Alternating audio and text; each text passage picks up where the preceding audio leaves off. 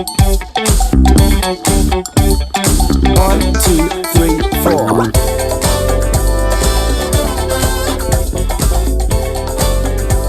Welcome to The Style Show. It's me, Johana Nasreen, your host for today from Virginia Commonwealth University here in Qatar. The Style Show is basically a show where we talk to people related to art and design. With me here in the studio today is Lubaib Gazir, a truly inspiring photographer whose pictures speak to the viewer. Welcome to the show, Lubaib. Oh, thank you. Thank you for having me here. So, I believe you're an engineering major? Oh, yes, I am. I actually did all of my studies in electrical engineering. I studied here in College of North Atlantic in Qatar, where I got a diploma in electrical engineering, and then I went on to continue my studies in UK, where I completed my bachelor's in the same field, and I recently completed my master's in electrical power engineering. I mean, yeah, I know it's quite different from photography, what I do, but I'm equally passionate about both of it. I mean, it's not like I was forced into engineering or something. I love it, I love doing it, and yeah, I love both of it. I personally have known so many people who became photographers just because you did it. Wow. And it was a new cool thing. But as obvious as it is, your level of photography is different because you are connected to it, and every image turned out to be like so eye-pleasing. Like one could stare at it for like hours. Again, maybe not hours, like minutes. Wow.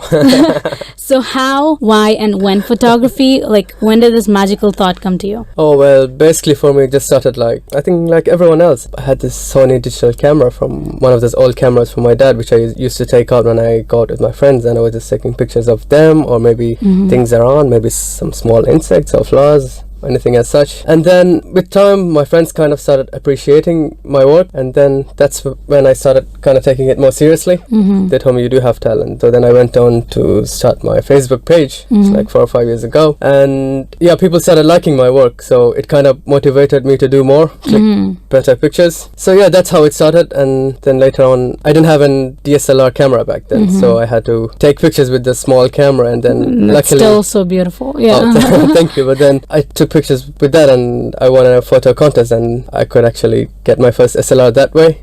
So with that, then I could do more professional work and take better pictures, Like better quality and all. yeah, better quality. So you've traveled to different corners of the world at a very young age. What tips can you give our listeners about keeping a budget while traveling? Oh, well, this is one question that I get asked most of the time. They're like, you're young, how do you afford to travel so much? Are you a millionaire or something? Like, no, I'm just a student. I don't have any source of income, because all of the countries that I've been to are with the money that I made myself, not something I got from my parents. So the first thing is, if you do want something in your life, you can actually make it happen. It's about how bad you want it. And for me, traveling, it's more like my priority in my life. For example, a few of my friends, if they have some savings, they would just go on spending it on designer shoes or bags or getting some electronic gadgets which they don't really need, I would say. So for me, if I save money, I would just keep it in my head. Okay, how many countries can I visit with this money? Ooh, so save it for memories. Yeah, for me, I would say the best things in life are not things. I'd rather have good experiences and good memories that you can cherish for the rest of your life. Yeah, regarding the budget, how to travel cheap, or I would say how to travel smart. First thing you need is to compromise on luxury and comfort. It's either you cannot have both at the same time, but if you're willing to compromise on luxury and comfort, then firstly, let's say your traveling means of transportation could be through your flights. For example, in Europe, there are a lot of budget airlines. For example, you fly from here, go to Europe, and you could get any of the budget airlines, and the prices are very cheap. If you book in advance, you could get in like for example, London to Denmark and back for like £15, which is roughly 60 reals. What? It's like you're going and coming back. Or if you're going by bus, for example, let's say from London to Paris, if you book 2 to 3 months in advance, you could get it for like £1, which is like 3 to 4 reals. What? Yeah, so crazy. It's not that expensive as you think. But then again, you're traveling through a budget airline. Don't expect your seat can recline, or you'll have any TV, or you'll have any food. And smart traveling. Yeah, you're kind of being smart. I mean, for me, who cares about how you get there? You just want to be there, and you want to see the place. That's one way. And the other way you could say one is on your accommodation. Most people here are always looking for how many stars the hotel has. You want to go to a 4 or 5 star hotel. Yes, obviously you need a lot of money. But then there's always a cheaper option, such as staying in hostels, for example. Yeah. So hostels are like where you have a big room and you could have 5 or 10 beds in the same room. So you just have the place to sleep. So you come back at night just to sleep, and you wake up in the morning and then you go. I think that's what you need when you travel in a place. You're not going there to rest in your hotel. You want to go and see the place. And also in hostels, you also get to meet other travelers who are like-minded as you, and you could just join them up and see the place together. And the third thing I would say is spending on food. I mean, when you go somewhere to a country, for example, you go to Morocco, you wouldn't want to try you wouldn't want to try any of the fast food chains like KFC or McDonald's. Rather go and eat what the locals eat. You could save a lot of money there. And when I say go and eat where the locals eat, in most countries it's the restaurants where you actually don't find the menu in English, if that makes sense. I got that. Yeah. Because if you do have menu in English, it's most of the time kind of catered for tourists, even though they say it's local food. So go to these places where or don't have menus at all. Exactly. You just see where the locals are going and follow them. The food would be delicious and at the same time affordable. These are just few of the ways to travel smart, so you don't really need to have so much money. Of all the countries you've visited, what's been the best one? Like, where would you go again and again, or like the coolest adventure? Well, I have 2 different answers for both of them. Well, the country I would want to go back is definitely Iceland. I'm a nature lover. For me, I love mountains and waterfalls and raw nature. So Iceland is one of those places in this earth where you kind of feel like it's raw, wild and unspoiled nature, where the weather is quite extreme. There isn't much people around it. You have mountains and waterfalls and lakes and the northern lights, which is one of the best things everyone should see in their life. I've seen your pictures, by the way, for the northern lights. They're unbelievable. Oh, thank you. You should see it yourself. I mean, the pictures can't do any justice to the northern lights show. I mean, you should go there and see it. Personally, I'm afraid of clouds in general. Yeah. I looked it up. It's nephophobia. Okay. So, But come on, northern lights are not clouds. I like They're stars. Actually, it's kind of like colors colors fading in between stars. I like colors, so that'll be good. You would love it. You would love it. Apart from that, it's a land of, I mean, the geography is quite different from each part of Iceland. For example, you go in the south, you have beaches where the sand is literally black. What? Yeah, the sand is black in color. It's not like the yellowish kind of sand you see in the normal beaches. And at some places you have mountains where it's covered with ice or snow, but then you have a river flowing through it, which is actually boiling. No way. Yeah. How? Nature. It's the heat from the earth. It's the geothermal heat. So there's a lot of natural spas in Iceland. There's even one of the famous lagoons called Blue Lagoon. Yeah, the Blue Lagoon is a geothermal spa where, when I was there, it was actually snowing, but then you're actually in a pool where the water is really hot. No way. I mean, you don't... it's such an amazing feeling when it's snowing on your head, but you're in hot water. And the water is actually heated by the natural heat from the earth. Okay. From the geothermal energy. So, it's a land of contrast and there's so much to see in Iceland. I definitely want to go back. I want to go there too. Yes. And if you ask me regarding my coolest adventure, I think it was a cycling trip I did from the south of the UK to the northern tip. So it was more like a dream me and 2 of my other friends had. So we basically cycled from London to Isle of Skye in the north of Scotland. Ooh. Which is like around 1,200 kilometers, and we had like 12 days to complete. Cycling? Yes, cycling. And we were cycling and we were also kind of more like self-supported. Did you take breaks in between? Yeah, we do take breaks. But we carried our own tents, so we would sleep outside. Sometimes in amazing places, sometimes in horrible places. It sounds fun though. It's like you don't know what's coming. Yes, it is fun. I mean, sometimes you're not sleeping in a 5-star hotel, but under 5 billion stars. Hotel, which is even better. But sometimes you're sleeping, the weather is really bad, it's raining, and like there are times while we're at Scotland where the weather is really bad, our hands are like drenched in water. We are fully drenched in water and our hands are like frozen, that it's so numb that you can't even put up the tent properly. So there were a lot of amazing times, and there was also like how'd you go through that? I would say it's all determination. I think 3 of us, we didn't actually have any professional cycling experience, or we didn't even have professional touring bikes. I don't even know how to ride a bicycle. Oh. Yeah. That's weird. Okay. No, it's easy to pick up on. But I mean, there were times we were so hungry because we used to, most of the time we used to make our own food. And sometimes when I think it was mostly in Scotland where you don't really find any shops for a long time. So there was one point where we were really hungry when we actually kind of went into the dustbin to see if there was any food you could get. No we would way. even eat that. So there were a lot of low points where... That's crazy. And there are days when you're actually going uphill all the time. For example, in Lake District in England, we were just cycling uphill almost, imagine, for like 8 to 10 hours a day. Ouch. And plus you have your luggage on your back. And which the was, tents and all. Yeah, everything. So it's like we have like around 30 to 40 kilos each. The thing is we are not prepared. It's the first time we're doing, so we carry things we don't need and things. Yeah. And we didn't have the things that we actually need. Oh, no. So we were kind of experimenting, but we wanted to do it. We actually wanted to complete it. So like there are days when you're actually going uphill all day for like 8 to 10 hours a day. You get so fed up, you feel like, what the hell am I doing? You just feel like throwing off your bike and let's just go back. Yeah, just getting a bus. But then always there's something amazing that happens at the end of the day. For example, you're going uphill, but then the view. Yeah, the views are amazing, and at the same time, let's say you're going uphill for 8 hours, but then you go down as well. Yeah. So the downhill would be like for 2 minutes, but then the pleasure and the joy you get, the excitement you get, like you're just flying down. So it's all worth it. Or sometimes in a hot day you see amazing sunsets because you're actually traveling through the countryside and the lakes, or maybe sometimes it's the amazing people you meet on the way who kind of motivate you, or they do something that actually makes you happy and you feel like, oh yes, you do want to complete it. Wow, I want to go on an adventure right now. Oh, you should.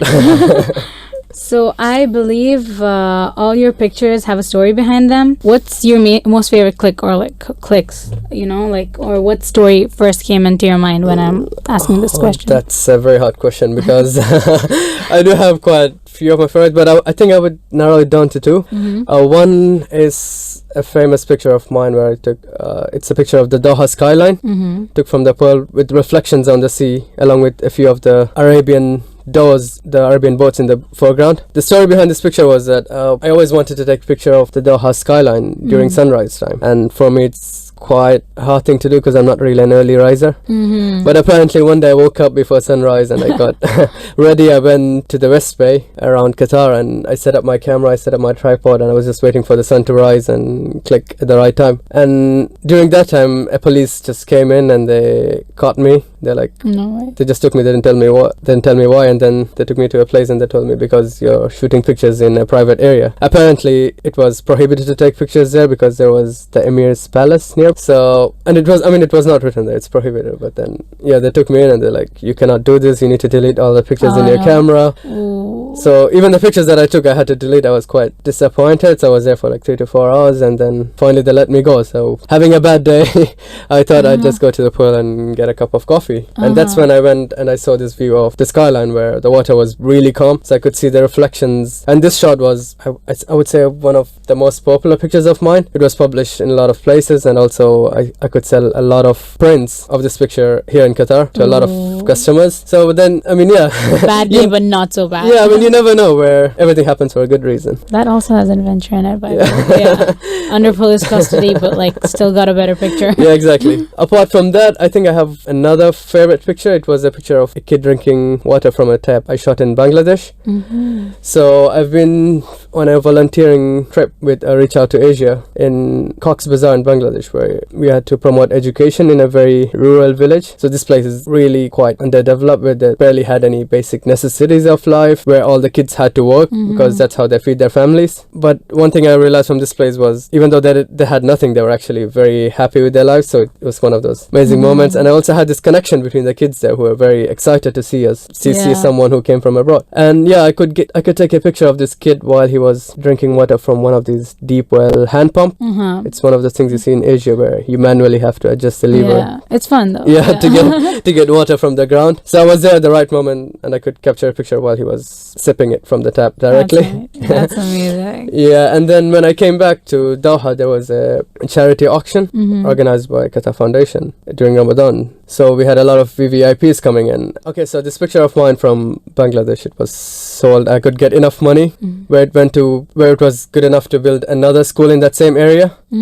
So knowing that a picture of yours could make a difference and you could educate more children in that area makes that one of my favorite pictures as well, because it actually made a difference, and that's something I'm very happy about. Back to the boy who was drinking water. Exactly. Now, for the people in Qatar, what's the most beautiful place in Qatar? Like, not a very popular one where people can go visit. Well, to be honest, Qatar is not that big of a country. I mean, most of the places are seen by everyone.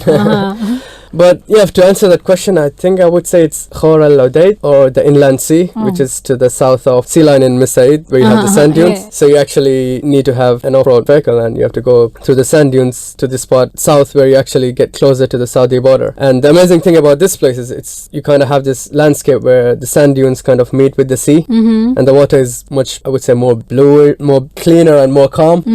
And also the sand dunes kind of varies in the texture. So for me, it's one of my most favorite places, and there's so much to see around there. I've actually been there for the first time this Friday. Wow. Yeah, so that's a surprise. I had so much fun. Like, we had a whole tour. Okay. Yeah, I mean, the ride getting there, it's an adventure itself. So it's one of my most favorite spots. We're gonna go for a song break, but before that, I'm gonna ask you a travel-related riddle. Oh, interesting. I tried to get questions online, but I couldn't find like travel quiz, because like it's more related to geography and you need to use a map. So I got a riddle that says, what can travel around the world but stay in a corner? Take your time. I would say a passport. No. 2 more guesses. Okay. Stay around the corner. I don't know, your bag or... No. 1 more. You can do it. You're kind of close. Old school. Go old school. Old school. Give me a hint. I just did. That's all you get. Old school. Maps? No. No, you're done. And it's a stamp. Oh. See? It stays in the corner. Yeah. That's a nice one. Thanks. I got it from the internet.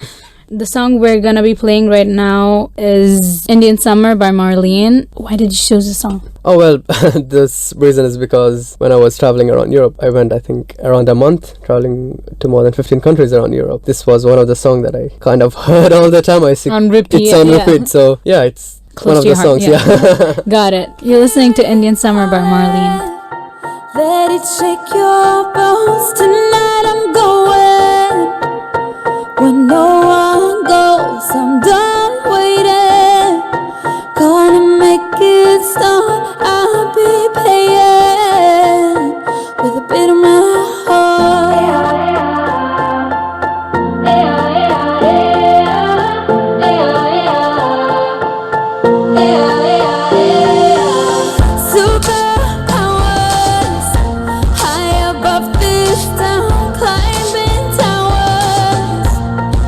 I won't look down. Fortune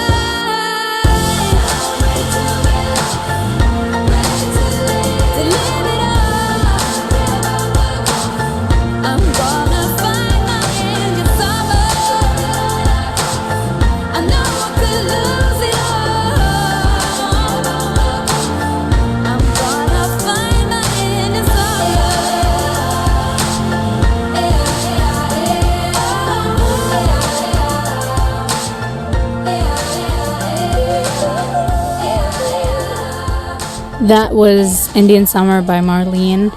And we're back to our conversation with Lubaib Gazir. My next question to you is, where do you see yourself in 10 years? Oh, such a hard question.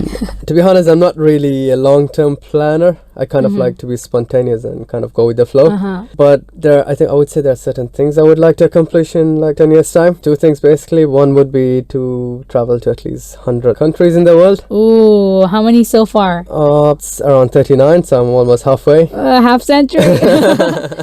So I think, I could do it. And the next thing would be as crazy and ambitious as it sounds. I would like to scale the Mount Everest. Ooh.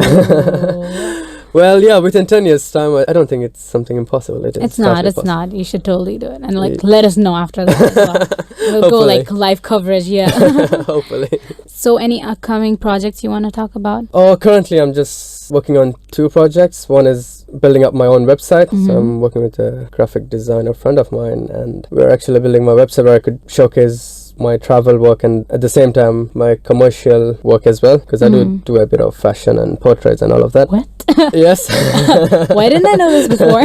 Yeah, I didn't used to publish most of it, but yeah, I would like to showcase it in my website. And another project I'm working on is creating a time-lapse video of Qatar. It's more to show off the life in Qatar, so it's including the good things like the famous touristic attractions in here, but along with a few of those small things in this country, particularly in this country, which makes you happy. For example, getting the karak or the tea from Corniche and you're just sitting there looking at the skyscrapers and sipping it, or it could be having shisha with your friends in a cafe, or getting the shawarma from one of the delicious shops. So it's these small things that actually make you happy. So I want to kind of make a time-lapse video about it. So hopefully, I'm guessing I could have the video and the website done in the next few weeks. How long have you been working on it for? Oh, the time-lapse video, I think it's around 2 to 3 years now. What? That's crazy. Yeah, I've been clicking pictures since a long time. I kind of wanted to release it, but then I'm like, oh no, now there's this new building or this. Because Qatar keeps developing, so I'm like, oh no, there's this new thing I want to include. Yeah. So I have to keep shooting again and again. So hopefully now I'll have to edit all of it and finish it up. Well, we're waiting for it now. Yeah. I have another riddle. Oh, okay. Bring it on. If an electric train is traveling south, which way is the smoke going? South. North? No. Okay, that was the only one chance, by the way. Oh, No, okay, fine. Go ahead. Take 2 chances. Upwards. No. Oh, sorry. Electric train, there's no smoke. Sorry. No. You got it. No way. Oh, I should have got it right. I'm an electrical engineer. I should have given you just one choice. Oh. Yeah. Nice one. Thanks. It's also credits to the internet. Okay. Okay. So that's almost the end of the show today. Where can people follow you, or like social media websites, or like? Okay, the best way is to find my work on Facebook. On my Facebook page, you could type in Lubaib Photography, where Lubaib stands for Lubaib. Or alternatively, you could find me on Instagram. My username is @Lubaib, which is Lubaib again. It's super simple. You just go follow him right now. Yeah, so I think that's the best place to find me. Okay. Thank you for coming to the show. Thank you. It's a pleasure. And that was Lubaib Gazir. Make sure you follow him on Instagram @Lubaib, that's Lubaib, and his Facebook photography page. For now, we've come to the end of the show. I'm your host, Johana Nasreen. You can find me on Twitter, Instagram, or Snapchat @JNasreen, that's JNASREEN. And text me guest suggestions. I'll try my best to interview them. This has been The Style Show. Thank you for tuning in, and until next time, take care. 1, 2, 3, 4.